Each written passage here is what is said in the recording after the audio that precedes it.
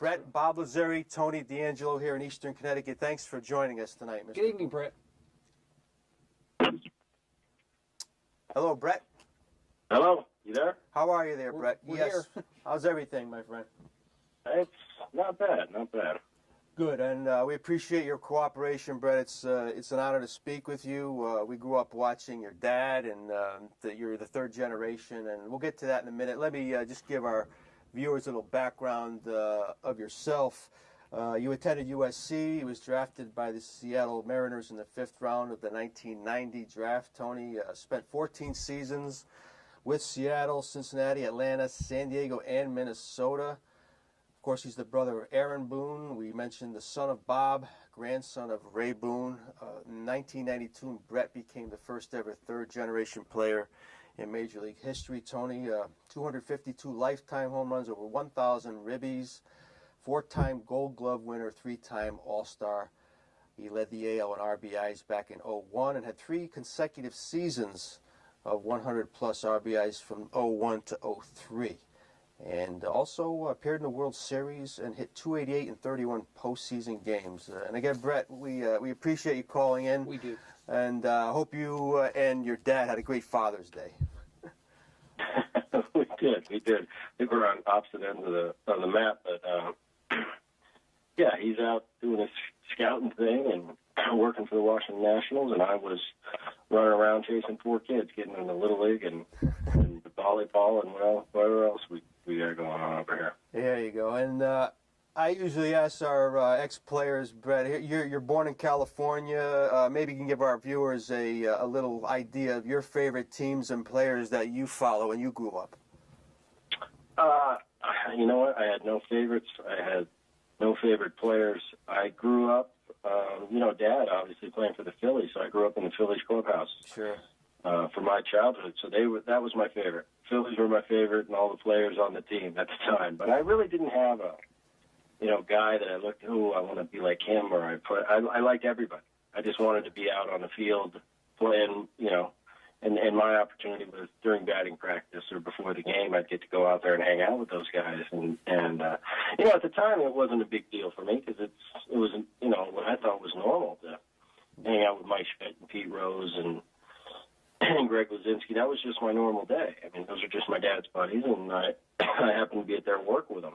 But looking back on it, it was pretty unique childhood, pretty special childhood, a lot of good memories.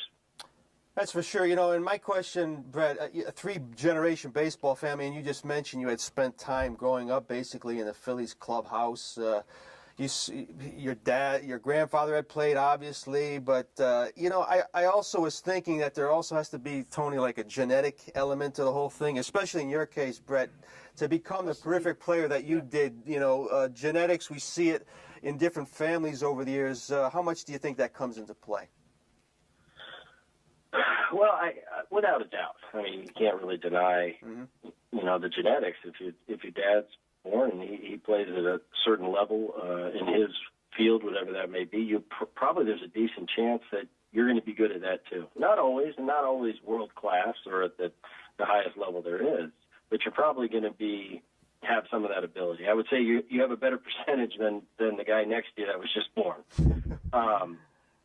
I don't know. I think athletes that play at the highest level. I think baseball is unique. It's different than a football or a basketball. Height kind of ruled me out of being an NBA player. And, I think where football is speed, power, obviously to be great at anything, you have to have between your ears the mental toughness and what it takes to get to that highest level. Yeah. But I think baseball is different, speed, power, that is all a positive thing. But if you can't hit a breaking ball, I don't care how fast and I don't care how strong you are, you'll never play at a high level. Yeah. So, it was never forced upon me. It was never, my dad never said, I want you to do this. This is what I want you to do. It's something from a young age. And I think my grandfather was my earliest influence. Back when I was really little, 1, 2 years old, because Dad was in the minor leagues and just had gotten out of college. He was in the minor leagues, and I spent a lot of time with my grandfather. And he was the first one that I can remember, and they show me videos now of him and myself. And I'm 1, 2 years old running around the house with catcher's gear on and swinging a bat. So he was my earliest influence. And it's just something I always wanted to do. You know, my dad never, any of his boys, never said, this is what I want you to do, this is what you need to do. It was just kind of there. He kind of rolled it out there. It's what he did for a living, and his three boys just kind of loved doing it. And it's something from day one I knew that's all I ever wanted to do. And I was fortunate enough to live that life. Yeah, I think Bret makes a good point, Tony. Genetics plus just the lifestyle. Yeah, sure. it's right there all the time. Again, well, I mean, I've been asked a lot of times, you know, do you think being a third generation, you know, your grandfather and your father, do you think that helped you? Well, I don't know if I have a definitive answer to that, but I know that it didn't hurt me. Put it that way. Yeah. It didn't hurt me, you know. And my father grew up basically watching your grandfather, and would tell me, you know, as soon as when we watched. Tony and I watched your father play a lot. For many years. But he would used to say Ray Boone and Bob Boone, but we'll get to that. Again, we've been privileged to be joined on the phone by former Major Leaguer Bret Boone. Tony, question. And good evening, Bret. It's a pleasure to have you tonight. And my favorite question, or shall I say my first question to every ex-Major Leaguer who's been on the show is, can you tell us what it was like the first time that you crossed the lines in a big league ballpark? Sure, and I can remember, you know, to a T the day that it happened, and they made a little bit more of a big deal of it because of my unique situation with Gramps and Dad going before me.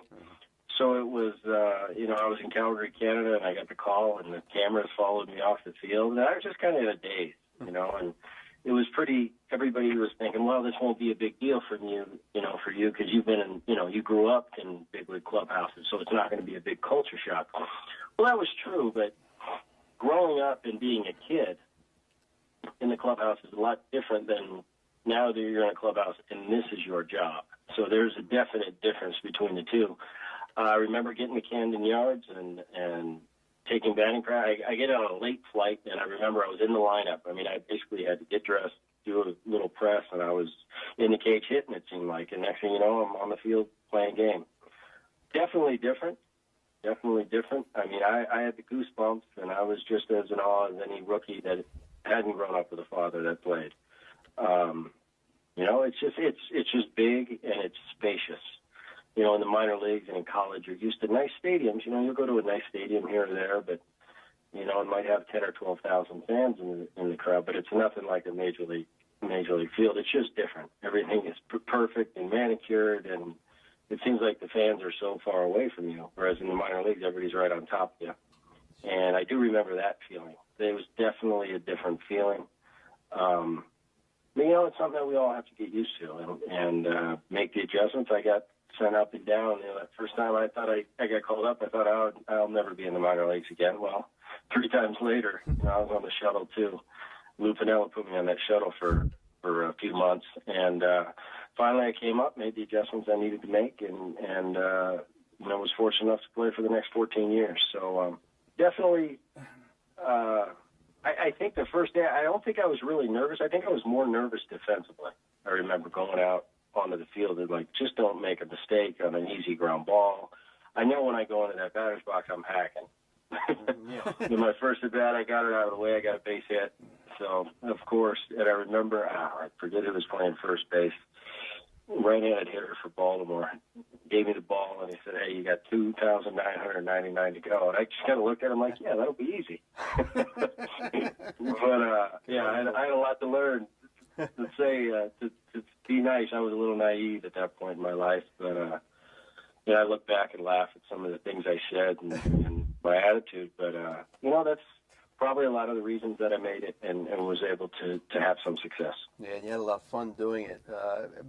And as we talk to Bret, we'll continue. We'll show some different pictures of him. We have a collage at different stages of his career. There you see a few pictures right there. But you have a couple years in Seattle there, Bret, and then did it bother you when they traded you to Cincinnati after the '93 season, seeing that here's the team that drafted you a couple years ago? What were your feelings first time you got traded? I didn't look at it that way. Mm-hmm. I looked at it as, at the time the Mariners had a plethora of young middle infielders coming up, promising middle infielders. None of them really panned out, but they definitely had a plethora at the time. And Dave Valley was on his way out, and they needed a young, catcher that was going to be there for a long time. And it just so happened Cincinnati was the opposite. They needed a middle infielder. They had a catcher in place, and they traded, I think it was Dan Wilson and Bobby Ayala for me. And I didn't look at it as a slight. I kind of looked at it as Cincinnati really wants me. And there's going to be an opportunity there, just like there was here in Seattle for me to get my feet wet, get semi-established, and now I'm going to go to Cincinnati where they want me. They're going to put me in the lineup every day, and that's all I wanted at that point in my career was the opportunity. I wanted to play every day. Yeah. And Cincinnati was giving me. So there was no hard feelings. It was a business deal as far as I was concerned. Sure. I went to Cincinnati and had some fun there, played there 5 years, and, it just ended up later in my career coming full circle and coming back to Seattle. And, some of the best years of my career, or the best years of my career, and definitely the most fun I had, greatest bunch of teammates. And, that's why I kind of remember, when I look back at my career, I'm always going to kind of be a Seattle Mariner at heart. And you mentioned, first of all, some of his teammates, Tony, future Hall of Famers galore. I can go through and maybe a little bit. Sure. I'll mention some of them, but the two tours of duty with Seattle, he played with guys like Vizquel, Griffey, Randy Johnson, Ichiro. As far as my question about two of your teammates, first of all, Bret, you had, and I'm sure this was an honor, to play beside Vizquel as a shortstop. To me, I've said to myself in my life, I've never seen a better fielder than him. Some of the old-timers say that to me. I wanted to ask you about his talent as a fielder, and I also wanted to ask you about Griffey, not just his talent on the field, but as a vocal leader. But tell me about Vizquel. You had to have the opportunity to play with possibly the greatest out there. Must have been something. Omar was I remember Omar when I was in AAA, he got sent out and he came down, and I remember all he would complain about is he couldn't hit. And this was back in 1991. Yeah. And it's like, I need to hit more. And come to find out, years later, he became a real solid two-hitter in the game and a tough out and a 290 hitter. Yeah. He kind of self-made that. But, yeah, Omar, as far as with the glove, I mean, just as gifted as pretty much anyone I've seen. As far as just, it seemed like, he could almost blindfold him. He could just get it done. He just had that special something that you don't see very often, hands-wise, feet-wise. And, didn't have a cannon of an arm. No. But it seemed like every play made, you were out by just a step. I remember you're just always out by a step. And they said, well, how does he throw everybody out? He doesn't have the arm strength. And I said, well, it's just a gift he's got is he attacks the ball however he has to, knowing what he's got in his right arm to get it there before you get to the base. And it just seemed, if you watch clips of Vizquel, it's just time after time after time. He just does what he's got to do to get himself in position and get rid of the ball a little quicker than the majority of shortstops, because he didn't have that cannon of an arm. But as far as a pure fielder, yeah, you're right. He's just about as gifted as anyone I've seen. Yeah, when he was in Cleveland, the Alomar double play comment, it was just ridiculous. But anybody he played with, obviously, was a very lucky man. And as far as Griffey's concerned, Bret, again, he put the numbers up, but never seemed to me like a vocal leader. How was he in the clubhouse? Well, he wasn't a vocal leader. And, I don't really see, this leader word that people throw around. It's really kind of a BS title, I think. Mm-hmm. I mean, the guys that I've gotten most out of in my career weren't the guys that him nod and talked a good game and dropped F-bombs and told everybody to, kept everybody in check. The guys that I really looked to and what I would consider leader is how he went about his business. What did he do on the field? Watch how he plays the game. Mm-hmm. Watch what he does in this situation. Watch how he behaves when things aren't going good or when things are going really good. Yeah. That's the guy I look to, the guy that I respected how they went about their business. And it didn't have to say a word. It could be a look. Mm-hmm. Just be a look he gives you. It could be the way he he enters the field. You know, and like I said, anybody can be good and a great guy and be laughing and joking when things are going great and we're winning every night and you're getting 2 hits every night. That's easy. I want to see what it's like when you're 0 for your last 15 and we just lost 7 in a row. That's going to when your true character is going to come out and when that true leader is going to be there for you to follow. So Kenny was never that vocal guy. Kenny he liked to have fun. I mean, he was a big kid is all he was. I remember, because we're a very similar age. He's a little bit older than me. Or maybe I'm a little bit older than him. I'm not sure. I think he's a little older than me. I'm not sure. We're close. But I remember thinking I got to the big leagues pretty quick, and by the time I got there, Kenny had already had 3 years in the big leagues, and I'm thinking, wow, I think I'm good. And I'm playing with Kenny. He's the same age as me, and I'm not even close to as good as him. And remembering just things he would say, things he would do, calls he would make before he was going to go out in the field and do something, and then just doing it. And I remember just kind of shaking my head like, this guy's Superman. And amazing player, probably the most talented player I ever played with. The most talented teammate I ever had, and I had a lot of great ones. But that's for sure. He was probably the best. He was probably the best talented I've ever seen, or I'd ever played with. And then as a guy, he wasn't the guy that would get everybody in line, or he was just a kid. He was a big kid, cracking jokes, having a good time, and happy-go-lucky. That's the way Kenny was. You know, I know he was terrible at helping me on what this pitcher had tonight, because when you're a rookie or the big leagues, you haven't seen any of these guys. So you're always asking the veteran guys, you know, well, how is he going to pitch me, this and that. And I remember I'd be sitting there saying, Kenny, what do you got on this guy tonight? And he'd just look at me with his hat on backwards. He's like, hey, Boone, I don't know, man. I just do ball, hit ball. I just used to look at him and go, all right, Edgar, can I talk to you? Now Edgar come over and break it down for me. But Kenny, that's how Kenny was. Yeah, and I believe it. You know, some people are lucky enough to just go out, see ball, and hit ball. The rest of us have to have a game plan. Yeah, and Griffey was obviously Tony was one of those players who can do it all, and Bret played with guys, as he said. We can go on. Barry Larkins, your Tony Gwynns, Ichiro, Joe Mauer. We're talking some big company here. So, again, on the phone with Bret Boone. Tony, question. And Bret, you know, maybe it's appropriate to bring up managers. Now, you played for a number: Piniella, Johnson, Knight, Bochy, Plummer, McKeon. Any favorites? Anything that you know? Any impressions that you have as far as what these guys left with you? You know, I learned a little bit from each. My favorite all time, I really like. You know what? I had some good guys as managers. In my Seattle years, I had Piniella, Melvin, and trying to think. Why can't I think of it right now? Hargrove? Was it Mike Hargrove? Yeah. I had Grover for a minute, but I had Piniella and Melvin for 2 years each. I had Lou, obviously, when I was a young kid. I had Davey Johnson over in Cincinnati. Bruce Bochy in San Diego was one of my favorites. I would say my 2 favorite managers were Bochy and Lou. And Lou probably edging him out, probably just because I spent more time with Lou. Best manager I ever had, I'd have to say Davey Johnson. Wow. The best manager as far as running the game, running a pitching staff, very poised.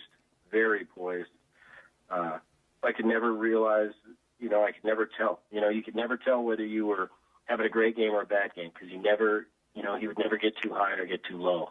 And he taught me a lot about that. But as far as favorites, I had a lot of guys. I really didn't have a guy that I didn't like. I was pretty fortunate in the manager department. You know, I played for Bobby Cox over in Atlanta, good guy. Jack McKeon for a minute. Plummer, I don't really remember because I was a young kid, just getting to the big leagues, getting my feet wet, and I was so worried about just staying in the big leagues, I didn't really pay attention to who my manager was. Yeah. And at the end, it was Ron Gardner. These are all great baseball guys, exactly. as far as their managerial reputations. So. Was Davey like a real computer guy, Bret, and like really into statistics and? Well, I only played for him in when was it? 94, 95? Yeah, 94 and 95. We had great Reds teams. I think we were wire to wire both years. Won the pennant. But 94 was that strike-shortened year when we didn't have the World Series. And we had a great team in Cincinnati that year. Then we had a great team in 95. We ended up getting beat by Atlanta in the I watched that. in the second round. I don't really remember back there as far as computer, because we weren't really, back then, they really didn't have all that stuff yet. Yeah. I just remember Davey kind of knowing, because Davey early on, I was a young kid, and, I was 23, 24 years old, and he wanted me to prove to him, that I belonged there, and I should, in 94 I had a really good year, and I hit 320, but we had our little rocky points at the beginning of the season, and he would push my buttons. I mean, he would do, and I look back years later, and I thought Davey did those for a reason. He wanted to see how I reacted to certain situations. And now being, years later, being an established 10-year player, I could look back and appreciate the little things he did that at the time annoyed me, but I said, I learned something there. And he was just testing me in that situation. Lou was big at that too. When I played for Lou the second time, there was none of that because I was a 10-year veteran. Right. But yeah, there was just little things about Davey. Like I said, I'd come into the dugout.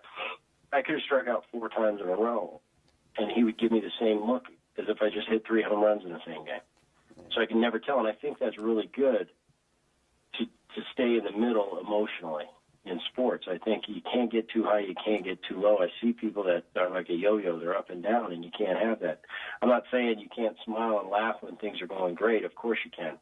But let's not get too carried away, because this game will humble you tomorrow, and you might go on a tough run here. So, but then again, if we just lost 7 out of 8 and you're in a slump, I don't want to see you slouched over in your locker crying either, because this is a game. We got to find a way to be on an even keel. And Davey was just like that. I mean, he just had that even keel about him that was very professional. And looking back, I didn't appreciate it at the time, but now I do. Looking back on what I know now.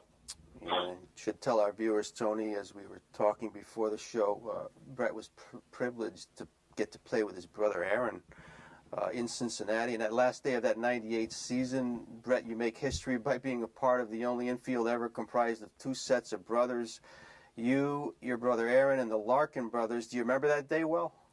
I do. I remember that Barry and myself didn't get a hit, and that both of the kids did. We were trying to just get the season over with. It wasn't a winning season. We wanted to go home, but it was pretty cool, having that day. And, in '98, I got to play with Aaron all year. That was pretty cool. Yeah. Not too many people get to play with their brother, and that was very unique. And, good times. And I played with the Eric Davis, Tony, whose career probably we thought he was going to be a little bit better, but another heck of a player. And Deion Sanders was on the Reds teams back then. So. Right. Kevin Mitchell. Yeah. Kevin Mitchell. How fast was Deion, Bret? Without pads on. Once he gets going, it's about as fast as they come. Mm-hmm. I put him right there with Bo, but I think top speed, Deion's a little faster. Wow. Yeah. Bo's a little scarier. That's for sure. We have a couple minutes left with Bret Boone, Tony. And Bret, as far as the way that baseball players are being trained today, there's, you hear the stuff about steroids back and forth. Not to get into that specifically, but how do you feel about like the heavy weight training that players are doing today? I like it, but it's got to be done correctly. I mean, you can't go in there with a blind eye and just, I'm going to lift down these weights like a bodybuilder. No. Mm-hmm. But I think if you have somebody that's very educated in the field, and there's a lot of trainers out there that wouldn't know how to train you to be a baseball player, but they know how to train you to look good, or the diet. Mm-hmm. I am a huge proponent of weight training, correctly. I think it benefits you. I think it benefits your mind. And I was later in my career, I was huge on diet. I was very big on eating very clean and nothing, I wasn't a pizza guy and a hamburger. I am like anybody else. If it's there now, I like it like the next guy. But when I was playing, I was very disciplined at the second half of my career on what I would put in my mouth and how hard I trained. I trained in the off season. I trained 7, 8, 9 hours a week. And that was the way that I found that helped my mind, because I knew at night when I would put my head on the pillow, and I could look in the mirror and say, I'm training as hard as I can. I know when I went to spring training, I didn't have a piece of pizza this off season. That gave me a little bit of an edge in my mind. And this game is so psychological and it's so in your head that I think it's important. And everybody else is doing it, so I think you need to really train. I think it's imperative of playing at a game at the highest level these days is you have to weight train. But like you said, you've got to do it correctly. Can't go in there and pound it like you're a bodybuilder. You've got to get with somebody that knows what they're doing, and but done correctly, I think it's awesome. If I'd known what I know now back then, I would have been training since college. I remember in college they had trouble trying to get me in the weight room, and they'd say, "Why aren't you in the weight room?" I said, "Because I'm a baseball player. I don't lift weights." I got to the big leagues and I had that same attitude until one day something kind of hit me over the head, like I want to see what kind of player I can be, and I started training. I hired a trainer in the off season, and I kind of get bit by the weight room bug, and the rest of my career I was hardcore, and now I'm a true believer in it. I think once again, I think you got to look at each individual is different. Your body's different. Some people are prone to pulling hamstrings and pulling muscles. Some people aren't. It's all how we're wired. But I believe training whatever is best for you at a high level, it definitely is going to help you athletically. Yeah, it's a long 162-game season. It sure is, yeah. It's Tim McCarver was just remarking the other day. He says the guys look better these days, but they get hurt more. They get hurt so more. Some guys do overtrain, and there's probably more muscle there for something to go wrong, Bret, and that could be a problem. And I'm sure. There is, but I don't know, and I don't want to say anything about the current players because maybe But I played with guys in my generation. Some guys are just soft. It's just the way they are. Yeah. I played with a lot of them. They're not in the lineup today. Why not? Because he's got this. He's got that, and he's not playing. Mm-hmm. You kidding me? There's a lot of guys that are soft. And there's a lot of guys that will go through a brick wall, and you can't rip them off the field. And those are the guys that I love. The guys that would go out there you're not 100%. But you know what? That team expects you to be out there. And I expect you to be out there because I expect myself to be out there. There's a difference between being banged up and injured. Injured, you shouldn't be on the field because you can make it worse. It can turn into a year-long thing. Banged up, sometimes you got to go out there with some aches and pains. That's why I love hockey players. Yeah. They're my favorite. They go hockey out there. players they're the toughest guys in the world. Nothing can hurt them, They need 5 stitches during the game. They'll sew themselves up right there, right back on the ice. That's the kind of teammate I want. Yeah, right. That's exactly it. But again, we remember your father well, Bret. He was an incredible fielding catcher. We would always say he was probably the best in the game at the time, and I'm sure that's probably where you got a lot of your both your appreciation and talent, and your Gold Gloves were probably. A lot of it had to do with watching your dad and probably how he stressed it. But again, and I think your grandfather, I think he passed in 2004. Did he ever get to see you play in person at the major league level, Bret? Oh, yeah. Gramps, he pretty much my whole career. Yeah. So he much, when I would come out, he lived in San Diego, so every time I come out San Diego, Anaheim, he'd be at all the series. Ah. He'd come to spring training with me every year. So, yeah, he got to see a lot. Gramps was a great man. And, Dad, too. Dad was a great influence. And, Dad never really taught me anything about baseball. But he taught me how to be a baseball player, how to act, how to behave. And I looked at him always, and, I always thought in my mind, that's how a pro handles himself. That's how he behaves. That's how he goes about his business. And I always got that from my dad. And it definitely showed, and it still shows to today. Bret, again, our time is up. We're going to talk to your buddy, Manny Mota Jr. We'll send our regards along to him. But I want to thank you for your cooperation, and please stay in touch and be well, Bret. It's a lot of fun, You Bret. got it. Thank you. Take care. All right. Thank you, guys.